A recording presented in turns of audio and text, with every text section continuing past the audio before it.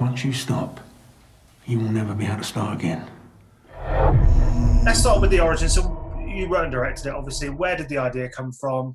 There's a lot to relate to in this film, in more ways than one. Yeah. But yeah, um, where did the idea come from?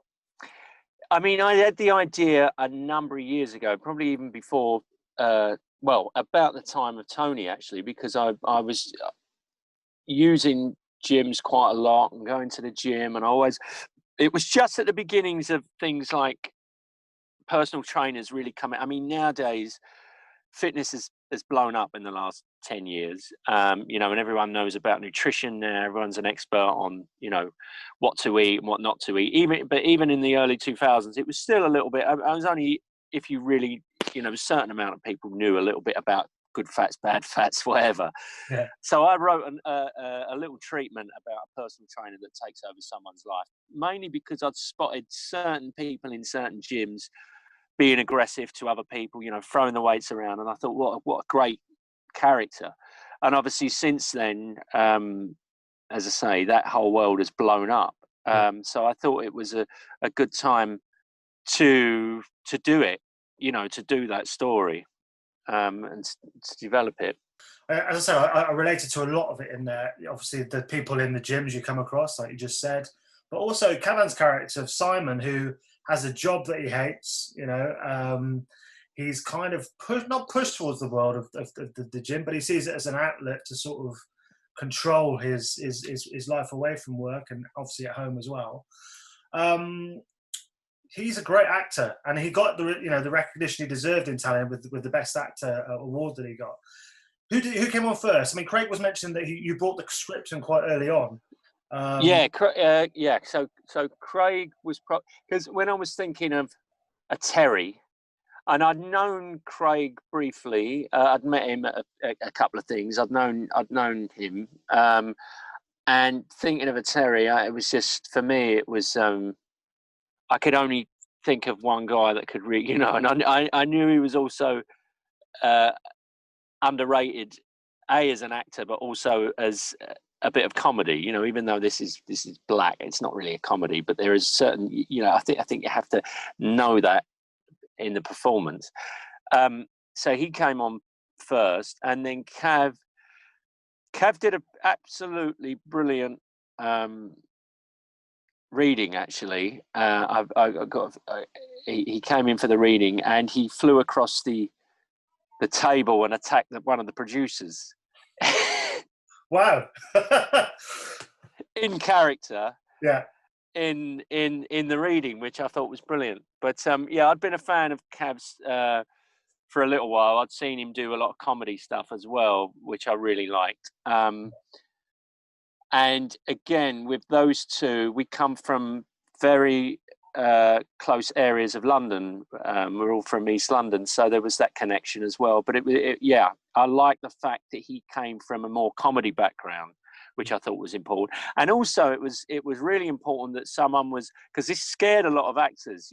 It's about having 3 months off, having a trainer, having your diet. It was hard work for him to change his shape, and he jumped at the chance. Now, you'd think a lot of actors would jump at the chance. Yes, a lot of actors would, but there's a lot of actors that are absolutely terrified and like, what? I'm not doing that unless you pay me Tom Hardy's money for Batman or whatever. I'm not going to do that for this budget. Yeah.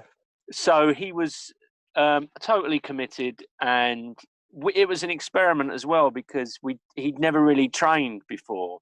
He'd done like running and fitness and stuff, but so we were like, God, if he gets an injury, we're buggered.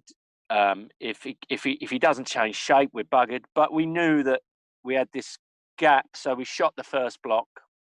Then we had a 3-month gap, and we got his personal trainer Serbo to sort out his diet, and he trained every single day. And I was keeping not getting too involved, but I was being kept up to date with photos and progress. But I wanted to leave him, just on his own. I didn't want to keep hassling him, because he's got enough, and the trainer's like 6'8", so he was getting enough hassle. And it worked, and it was fantastic. And it's like two different actors, really. And I think that's the strength of, and the reason he won the Best Actor in Talent. It's like two completely different actors at the beginning of the film and at the end of the film, which is it's a remarkable thing for an actor to have on their CV, you know, to have gone through that. And you know, yeah, Raging Bull changes, but it's in the space of years. This, he changes in the space of months, you know. So it's, yeah, I was very pleased with you know, the progress and the transformation. Yeah, absolutely. And when you see that transformation, I think it's about half an hour in, you sort of see the back of his head, this sort of, Yeah, you know, yeah, this, with respect, fat neck and this just yeah, hulk of a guy yeah, that just explodes out the screen. I think, and also we briefly spoke about the script and all that sort of stuff. And when I was watching it last night, there was a point where it came, this feels so natural, the way that everyone's acting. It was a scene where, you know, Simon's upstairs and he's got the baseball bat and Craig's downstairs. I'm like, this feels so natural that they must have been just improvising. And so, was there much room for that, or was it? Yeah, I tend to work in a way. So I do a lot of workshops. I workshop for months beforehand. That's so. I think on Muscle, it was probably was improvised. Like the script was the script, and I never really. I mean, other than occasional words or anything, it wasn't. It was pretty much as was written. Probably more so than any of my other films, actually. But for things like Swingers Party and for things like, Downstairs, I knew we had certain pointers, but it was about creating that horrible atmosphere of him being upstairs and just those guys, you know, never knowing. So the knives coming out was actually improvised, you know. Well, I was a bit dangerous actually because he pulled these knives out. All of that stuff was, but I just said, look, just terrify the life out of him, but that you cannot go up there. You've just got to bang on the door. You've just got to do all this stuff. So we just shot a lot. Right. And just, at one time I had a split screen. So I was, because we shot obviously him upstairs, you know, at the same time. So we had a split screen. And at one time I was going to actually, you know, do it as a split screen. But, I didn't in the end, you know. I just thought it was stronger cutting to, but that's good. I'm glad you said that because it did feel, and for us, it felt because we were upstairs hiding in rooms, it felt quite intimidating, you know, these big guys shouting and Simon. But it scared the shit out of me. That endorsing. The film's black and white, and you know it's very atmospheric. There's a lot of, you know, almost art house sort of values to it, and you know, obviously that comes across in a big way throughout. So was it always going to be monochrome? Was it always going to be black and white? Was it always going to have that element to it?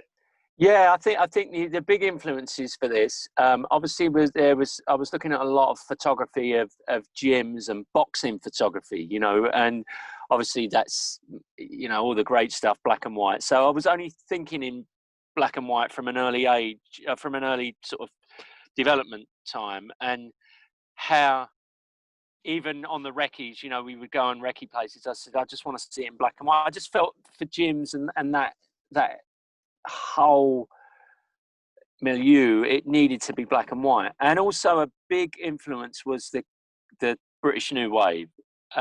You know, that's to do with also the Newcastle setting with the factories. And it's quite funny, you know, that factories are now, instead of they're producing stuff, they're call centers, you know. And so we used an old toffee factory that's now a call center. So I wanted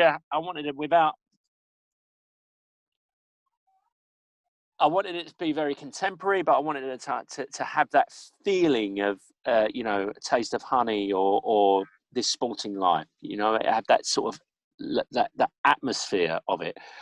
And, you know, I instantly fell in love with Newcastle and felt that was a place to film it in.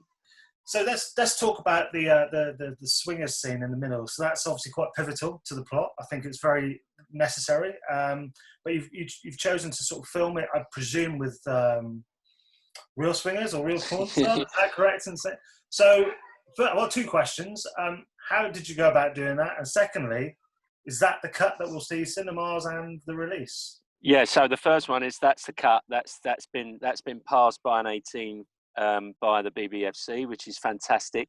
There was only two cuts existed because we sold it to France, and unbelievably, France are very funny now about sex and violence, especially sex, which is unbelievable when you think about it. So they insisted on a watered down 15 certificate for the French release, which I did, but actually then that became a bit of a problem because then I had to fight for my version, So I'm really, really pleased that my preferred version is the one in the UK. I can understand if they want to sell it to China or other territories, then go ahead, sell the 15. But yeah, I wanted this one in the UK anyway.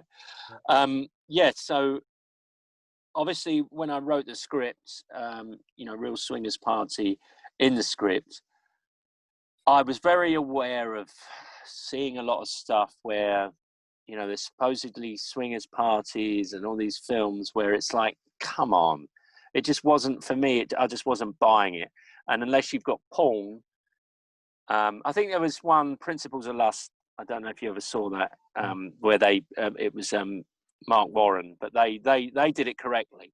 And I thought, well, if I'm going to do it, I'm going to do something similar to that. So luckily, outside of Newcastle, is the second biggest swingers club in the UK, called Club Fuck, or Club F for short.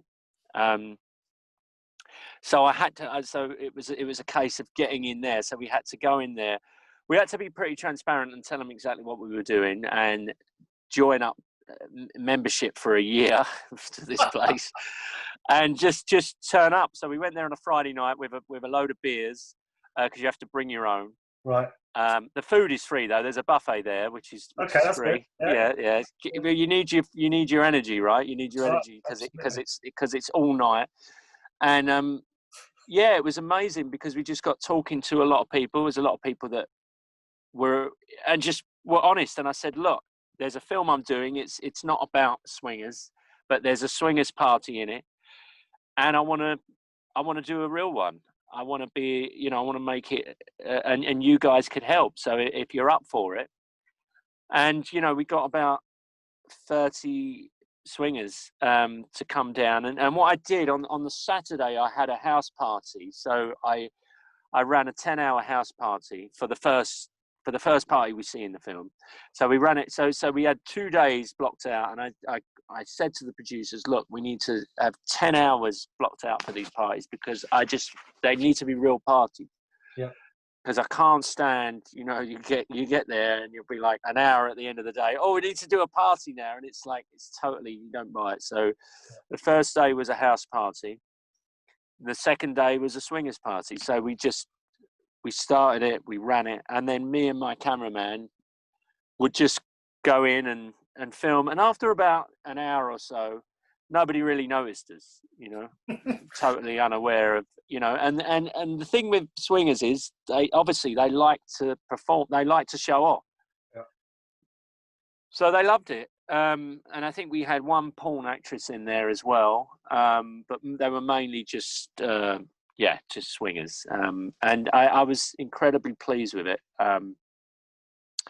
But the only thing was having to film in that house the next day was a little bit a little bit off. Yeah, it was the smells and the stickiness everywhere, and it was a bit unpleasant. Anyway, but there you go. The scene is very necessary to the film. We'll add that. It's very. Well, no, that's good. And I said I noticed you said that in your review, and I thought that was good because I didn't want it. It's about him absolutely losing control and gone from that house that he shared innocently with his girlfriend, and maybe they were planning a baby, to suddenly it being this horrible. It's like hell. It's like Sodom and Gomorrah in there. You get the way it's filmed as well, because it's the sort of the spiral camera and all that kind of thing. That adds to it. Yeah, I wanted it to feel that, oh God, it's like this world he's now in is so horrific. rather than it being gratuitous, because I think you could have had it and it would be gratuitous, but I think it's very it's very important to the film, and I'm glad that it's now being released in its full. Because London, they showed the 15 version, which it was a bit of a shame, but there you go. So how does that contrast then? So I presume London would have been first. So you showed that was the first time it saw an audience, or was it? Yes. And we tried to get the Prince Charles to show the 18, but obviously you have to apply for certificates from the council, from Westminster Council, ahead of time. So they couldn't then show the 8. It was a shame, really, but there you go. Yeah. As long as it's getting a release now as an 18 and it's been passed, that's all I'm worried about. Yeah. Perfect, absolutely. Well, I can't wait to see what you do next. All the best with Muscle. It's the very reason I do what I do, sort of finding a film like that. Thank you very much. That's really kind. Banging the drum for it, which I'll continue to do. So all the very That's brilliant, mate. Thanks a lot. Lovely to speak to you. Yeah, and cheers. All the best.